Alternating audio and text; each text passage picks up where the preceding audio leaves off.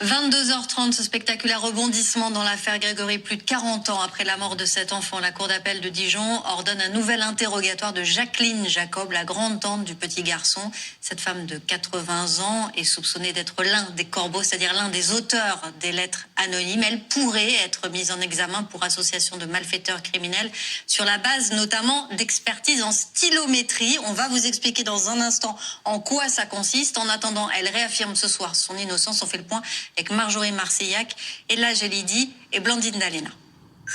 Ce supplément d'information, c'est un nouvel espoir pour les parents du petit Grégory, Christine et Jean-Marie Villemain. Ce qu'ils voient, c'est que la chambre de l'instruction n'abandonne pas. Ils recherchent toutes les affaires, en France ou même ailleurs.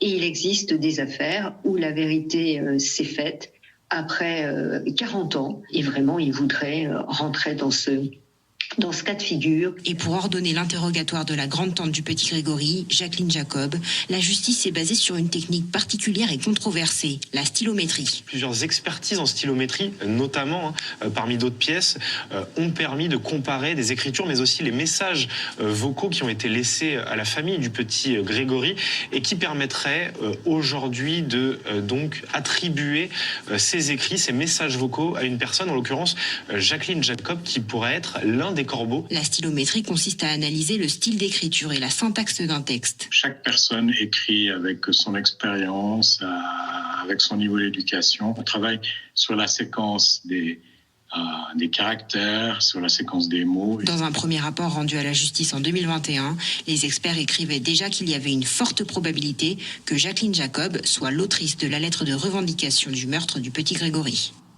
Et pour parler de ce nouveau rebondissement sur ce plateau, Laurent Valdiguier, bonsoir. Bonsoir. Journaliste d'investigation, consultant police-justice BFM TV. Christian Flech, bonsoir. Ancien directeur de la police judiciaire de Paris.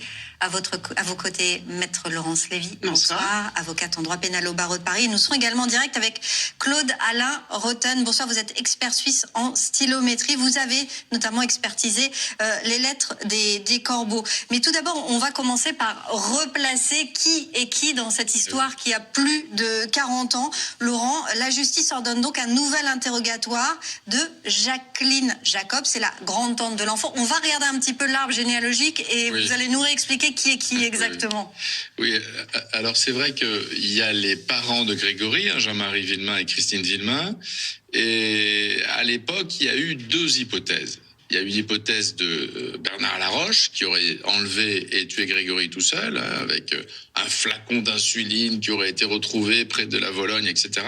Et puis ensuite, ça c'était l'hypothèse des gendarmes, parce qu'il y a Muriel Boll qui était dans la voiture, a d'abord avoué puis s'est rétracté. Donc ça c'était l'hypothèse 1, Bernard Laroche tout seul. Ensuite, il y a eu l'hypothèse Christine Villemain, quand la police judiciaire a repris l'enquête. La police judiciaire était persuadée, parce que c'est un mystère de chambre close, cette histoire Grégory, personne n'a vu de voiture. Il y a 8 témoins sur la route et personne n'a rien vu. Alors après, on sait que les voisins ont beaucoup menti. Bon, donc deuxième hypothèse. Et puis en 2017, donc 30 ans plus tard, les gendarmes ont tout remis à plat.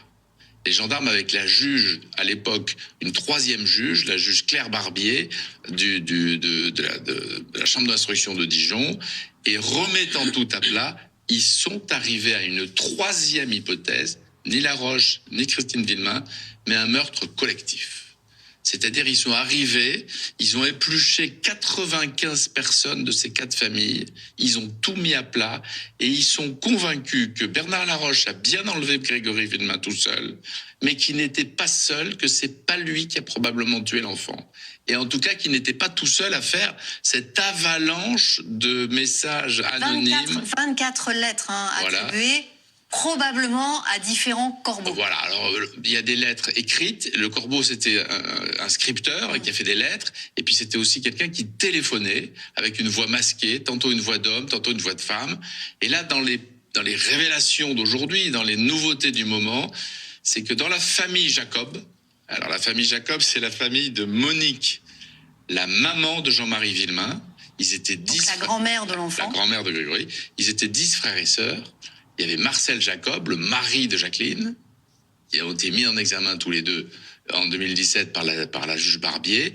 parce que la juge Barbier et les gendarmes, en 2017, estiment que le couple Jacob, Marcel et Jacqueline, ont été les complices de Bernard Laroche.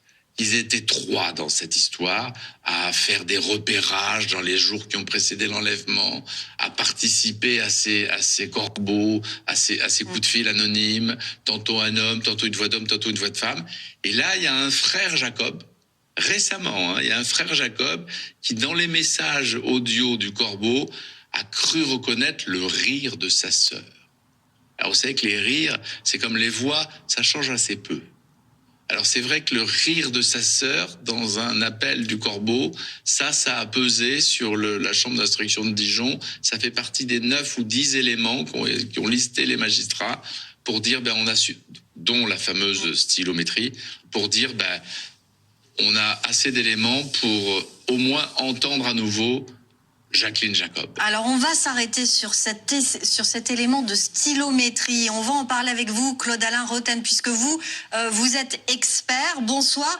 Vous avez expertisé ces lettres anonymes qui ont été envoyées aux parents de Grégory. Alors bien évidemment, vous n'allez pas nous dévoiler vos conclusions, mais comment vous avez procédé? Ça consiste en quoi, la stylométrie? C'est quoi exactement? La stylométrie, c'est tout simplement la comparaison de textes, en déterminant pour chaque texte un style et en regardant si un auteur a un style qui est conservé, qui est différent en fait du style d'autres auteurs. Et quand on parle de style, on parle d'éléments qui peuvent être tout simplement des structures de caractères, des mots, des structures de mots. Donc on mesure de la syntaxe essentiellement avec ce type de technique. Vous utilisez juste les lettres ou vous vous basez sur d'autres éléments en plus? Alors, ça dépend de la complexité des cas. Dans cette affaire-là, les lettres étaient parfaitement donnaient un signal qui était parfaitement limpide. C'est-à-dire que pour vous, vous êtes arrivé à une conclusion probante? Alors, ce qu'il faut comprendre, c'est que la seule conclusion que peut apporter un expert en stylométrie, c'est la proximité, la similarité de textes vis-à-vis d'autres textes, et c'est tout. Donc on peut donner une mesure qui correspond à une similarité de textes. Donc ensuite, ces éléments-là sont confrontés à d'autres éléments qui sont apportés par d'autres types d'investigations. Et en définitive, c'est à la Cour de se faire une idée, avec tous les éléments apportés, de la culpabilité ou pas de personnes. Mais pour qu'on comprenne bien, on vous fournit des lettres, on vous demande est-ce que ça correspond à tel échantillon d'écriture d'une personne qu'on vous a donné, et vous apportez une conclusion en disant quoi? On est sûr à 60%, on est sûr à 80%. Comment ça fonctionne, vos conclusions? Les conclusions, c'est qu'on fait une mesure de similarité de style, et on peut dire que, par exemple, à 90%, on a une probabilité de 90% d'avoir des textes, par exemple criminels, qui se comportent en fait comme des textes de l'auteur. Ça, c'est quand tout va bien. Et là, dans cette affaire, vous êtes arrivé à dégager un pourcentage élevé? Vous êtes arrivé à des conclusions vérifiées? Je réserve mes conclusions d'expertise à mes mandataires, à la Cour. Nous sommes également avec Christian Flech, ancien directeur de la police judiciaire de Paris. Christian, c'est une affaire vieille de plus de 40 ans qui connaît à nouveau ce rebondissement. Il y a ces 4 lettres qui ont été soumises à cet expert, mais en tout, il y a 24 lettres. C'est une affaire extrêmement lourde. De par votre expérience, un élément comme celui-ci, ça suffit à relancer un tel dossier? Alors, ça suffit pas en l'état, et d'ailleurs, je pense que l'expert le dit lui-même, c'est un élément d'orientation qui va aller conforter ou non d'autres éléments en possession de la Cour, de la Chambre de l'instruction. Je pense que cette affaire, elle a vécu de tels rebondissements que c'était très compliqué, puisqu'il y a eu, comme l'évoquait Laurent Valdiguier, un certain nombre de pistes qui ont abouti ou pas. Il y a des gens qui sont morts. On est à peu près certain sans doute que c'est un environnement familial, en tout cas très étroit, ou un environnement local très étroit. Donc depuis 40 ans, cet environnement a été tel que si les gens savaient quelque chose, ils n'ont pas parlé. On peut espérer qu'au bout de 40 ans, l'équilibre a pu être rompu par des morts, par exemple, ou par des proximités, des gens qui, au seuil de la mort, ont envie de libérer leur conscience. Donc ça, c'est un point qui peut jouer pour les enquêteurs. Le deuxième point aussi, c'est un exemple, c'est que en 40 ans, les techniques de police technique et scientifique ont beaucoup évolué et qu'on peut bénéficier si les éléments initiaux... Alors s'ils ont été conservés dans de bonnes conditions, ce qui souvent n'a pas été le cas dans cette affaire. Alors ce qui n'a pas été le cas dans cette affaire, notamment sur des recherches d'ADN où les scellés n'ont pas été conservés correctement. Là, pour des recherches de stylométrie, peut-être que c'est suffisant. Mais ce sera un élément qui s'ajoutera à d'autres pour arriver à motiver ou non une mise en examen.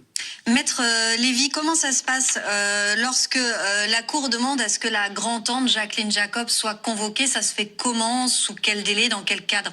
Alors, il n'y a pas de délai qui est fixé par la loi.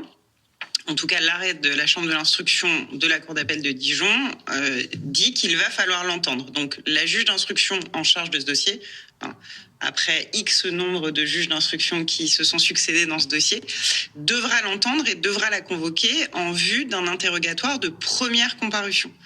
À ce moment-là, Madame Jacob aura 3 possibilités: le droit de se taire, le droit de faire... C'est ce qu'elle avait fait la première fois où elle avait été entendue. Exactement. Elle aura le droit de faire des déclarations spontanées ou elle aura le droit d'être interrogée, d'accepter de répondre aux questions du juge d'instruction. Elle ne l'avait pas fait la première fois, je ne pense pas qu'elle le fera cette fois-là. Et elle sera évidemment accompagnée de son avocat, de ses avocats d'ailleurs. On dit qu'elle pourrait être mise en examen pour association de malfaiteurs criminels et ça fait déjà débat. Ça fait débat parce que l'association de malfaiteurs criminels ne figurait pas dans le code pénal en 1983. Grégory est mort en 1984. Il a été réintroduit dans le code pénal en 1986. Il va donc y avoir une difficulté puisque ce chef d'accusation n'existait pas au moment de la mort de cet enfant. Et donc, on ne peut pas avoir d'infraction ou de peine sans qu'un texte ne le prévoie. Ça n'est pas possible. Donc déjà, je pense qu'il va y avoir une difficulté juridique certaine. Ce qui veut dire qu'au niveau de la défense, puisqu'elle sera assistée d'un avocat, c'est déjà un chemin qu'ils pourront facilement emprunter. Tout à fait. Laurent Valdiguier, la première fois qu'elle a été mise en cause, Jacqueline Jacob, on le dit, elle n'a rien dit. Elle n'a pas non, parlé. alors elle a rien dit, puis ses avocats ont soulevé, parce que c'est vrai qu'en 2017, la juge Barbier, elle était allée extrêmement loin, elle avait déjà mis en examen tout le monde, elle avait déjà des expertises graphologiques et stylométriques, mais tout a été annulé, parce qu'en tant que président de la Chambre de l'instruction, elle aurait dû avoir l'accord des 2 autres membres de la Chambre de l'instruction pour procéder à ces mises en examen. C'était un peu, avec le recul de tout ça, picrocolin. Enfin bon, c'était un peu excessif vu les aléas qu'avait déjà connu cette affaire. Disons que c'était un événement assez formel par rapport à l'ampleur de l'affaire, de mon point de vue. Mais là, c'est vrai que repose sur les épaules du stylo, je ne sais pas comment on dit, monsieur l'expert, le stylographe, le stylomètre. Stylographe, c'est le... petit jeu. Quelque chose d'assez vertigineux qui est lié à cette dernière lettre anonyme. C'est l'originalité de l'affaire Grégory, c'est qu'à 17h, il est enlevé autour de 17h. Il se volatilise puisque personne ne le voit. Et à 17h15, avant que la poste ferme, le corbeau, si c'est Bernard Laroche, celui qui l'enlève, ou quelqu'un d'autre, finalement, on ne sait. Il y a plein de choses qu'on continue d'ignorer. Il revendique l'assassinat d'un enfant alors que l'enfant vraisemblablement à ce moment-là... Par ces mots très précis, dans sa lettre de revendication, il dit « J'espère que tu mourras de chagrin, le chef, ce n'est pas l'argent qui pourra te redonner ton fils. Voilà ma vengeance, pauvre con. » Voilà. Et quand cette lettre « Voilà ma vengeance, pauvre con » est postée, vraisemblablement Grégory, qui sera retrouvé à 21h30 ce soir-là dans la Vologne, il est encore vivant.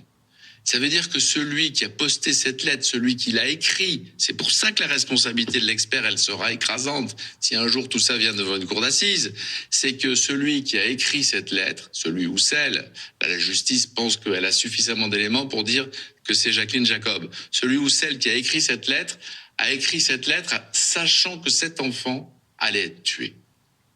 Alors c'est vrai que du coup, c'est quand même assez vertigineux, puisque on ne sait pas ensuite ce qui s'est passé. Et même dans toutes les hypothèses, même dans l'enquête policière, même dans l'enquête des gendarmes, on n'a jamais su, avec exactitude, avec précision, on n'a jamais su qui l'avait tué et comment il avait été tué. On l'a juste retrouvé, attaché et noyé dans la Vologne. Claude Alain Roten, 2 questions. Vous avez eu cette lettre, précisément, cette lettre... Il veut parler. Vous avez eu cette lettre de revendication entre les mains, celle du meurtre de l'enfant. Et est-ce que vous ressentez humainement tout le poids de cette affaire ? Ah, bien sûr, mais il y a un fait nouveau, parce qu'on parle beaucoup maintenant de stylométrie, alors que le premier rapport qui fait 178 pages, 178 pages, a été livré début 2021. Donc le fait nouveau, c'est qu'on a pu aussi faire l'analyse sur la transcription de l'appel téléphonique qui a été envoyé quasiment au même temps où le gosse a été enlevé. C'était à 5h30 ce jour-là. Et donc, on a pu faire l'analyse et on se rend compte, en fait, qu'on a le même style dans la transcription téléphonique que dans la lettre de revendication du crime. Et ça, c'est un fait qui est vraiment pertinent pour comprendre, disons, ce qui a pu se passer dans les derniers moments. C'est quoi qui est typique quand vous dites c'est le même style? C'est quoi le même style? Quels sont les éléments qui coïncident entre l'appel et la lettre? Quels sont les mots ou les silences qui reviennent? On mesure une multitude de marqueurs et puis on a une moitié des marqueurs qui sont partagés entre la lettre de revendication du crime et la transcription de l'appel téléphonique.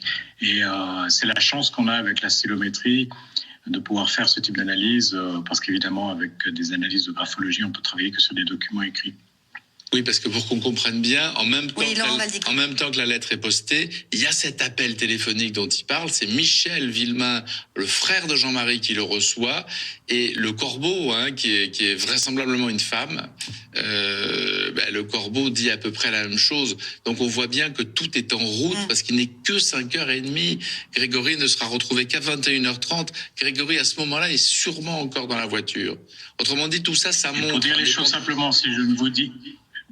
Pour dire les choses simplement, si je ne vous dis pas qui est pointé par nos analyses, ce que je peux vous dire par contre, c'est que le style est vraiment partagé entre la lettre de revendication du crime et puis la transcription de l'appel téléphonique. Donc on a 50% du signal qu'on utilise pour faire nos analyses qui est partagé entre les deux messages. Donc pour nous, c'est vraiment une très très belle évidence que c'est la même personne qui a au moins conçu les deux messages. Qui a conçu le message qui est posté à la poste de l'Épange et l'appel téléphonique de 17h30 à Michel Villemain, oui, c'est bien ça? Exactement, c'est exactement ça. Et c'est plutôt une femme, c'est en tout cas ce que conclut l'analyse. Non, on ne détermine pas le sexe, le genre de la personne qui a écrit ces documents. Ça ne fait pas partie de notre cahier des charges pour ce type d'investigation. Claude-Alain Roten, je vous posais la question tout à l'heure, quand vous avez fait cette analyse extrêmement importante, vous avez forcément senti tout le poids de cette affaire de plus de 40 ans liée au meurtre de cet enfant, et il y a toujours les attentes des parents de savoir enfin la vérité. Alors, je dois vous dire que le sentiment a été vraiment particulier, parce que c'est un peu comme si vous êtes rentré dans la pièce où il y a la bibliothèque familiale, et puis il y a quelques livres interdits quand vous êtes jeune, dans lesquels vous avez tout d'un coup accès, c'est-à-dire que vous avez accès à des informations que d'autres n'ont pas eues. Donc ça, c'est un moment dans lequel on se sent privilégié d'avoir ce type d'outils à disposition. Mais par contre, ce qu'il faut bien comprendre, c'est que on est très très bien servi par nos algorithmes, ils sont précis, on ne peut pas les influencer en tant qu'opérateur, donc on les lance, il y a une phase d'auto-apprentissage qui a lieu, donc on est très tranquille pour ça quant à la robustesse de nos résultats. Donc on peut donner la recette à un autre groupe qui est capable de faire de la stylométrie, il obtiendra des résultats quasiment à l'identique. Donc on passe avec ce type de technique dans un monde qui devient très objectif, quoi. Donc maintenant, le résultat qui sort de ces analyses, c'est toujours des distances, c'est toujours des mesures de similarité entre des textes ou pas. Donc les algorithmes font leur travail, font ces mesures-là. Ensuite, il y a quand même une part de travail à l'expert, tout simplement pour se rendre compte est-ce que le résultat est suffisant ou pas. Dans ce cadre-là, je ne vais pas vous donner, disons, de chiffres précis, mais je peux vous dire qu'on était surpris par la qualité en fait des signaux obtenus. Et ça s'explique par deux raisons très simples. La première, c'est que les gens qui ont produit ces lettres viennent d'un même village, ont une scolarité de base, n'ont pas une scolarité, disons, très élevée. Donc ils n'ont pas une habitude d'écrire qui pourrait perturber, disons, ce type d'analyse. Plus on écrit, plus on a la capacité de changer son style. Donc ça, c'est un des premiers points.